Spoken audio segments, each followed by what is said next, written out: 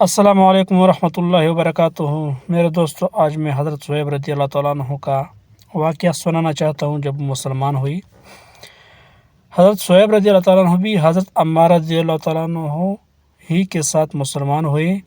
نبی اکرم صلی اللہ علیہ وسلم حضرت ارقم رضی اللہ تعالیٰ عنہ صحابی کے مکان پر تشریف فرماتے کہ یہ دونوں حضرات علیحدہ علیحدہ حاضر خدمت ہوئے اور مکان کے دروازے پر دونوں اتفاقاً اکٹھے ہو گئے۔ ہر ایک نے دوسرے کی غرض معلوم کی تو ایک ہی غرض یعنی اسلام لانا اور حضور صلی اللہ علیہ وسلم کے فیض سے مستفید ہونا دونوں کا مقصود تھا۔ اسلام لائے اور اسلام لانے کے بعد جو اس زمانہ میں اس قلیل اور کمزور جماعت کو پیش آنا تھا وہ پیش آیا۔ ہر طرح ستائے گئے، تکلیفیں پہنچائی گئی، آخر تنگ آ کر ہجرت کا ارادہ فرمایا تو کافروں کو یہ چیز بھی گوارا نہ تھی کہ یہ لوگ کسی دوسری ہی جگہ جا کر آرام سے زندگی بسر کریں۔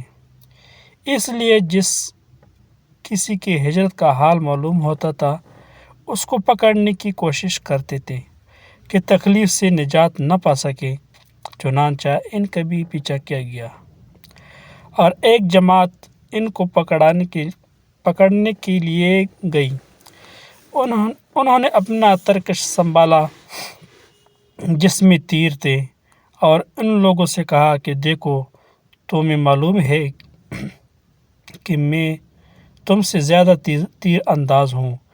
جب تک ایک بھی تیر میرے پاس باقی نہ رہے گا تم لوگ مجھ تک نہیں آ سکو گے، اور جب ایک بھی تیر نہ رہے گا تو میں اپنی تلوار سے مقابلہ کروں گا، یہاں تک کہ تلوار بھی میرے ہاتھ میں نہ رہے۔ ان کے بعد جو تم سے ہو سکے کرنا۔ اس لیے اگر تم چاہو تو اپنی جان کی بدلہ میں اپنے مال کا پتہ بتلا سکتا ہوں جو مکہ میں ہے، وہ سب تم لے لو۔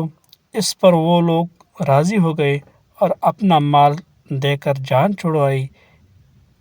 اس بارے میں آیات پاک نازل ہوئی جس کا ترجمہ ہے، بعض لوگ ایسے ہیں جو اللہ کی رضا کے واسطے اپنے جان کو خرید لیتے ہیں اور اللہ تعالیٰ بندوں پر مہربان ہیں۔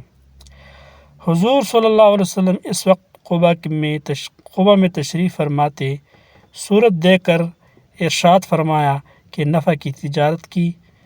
صہیب رضی اللہ تعالیٰ عنہ کہتے ہیں کہ حضور صلی اللہ علیہ وسلم اس وقت کھجور نوش فرما رہے تھے اور میری آنکھ دکھ رہی تھی، میں بھی ساتھ کھانے لگا۔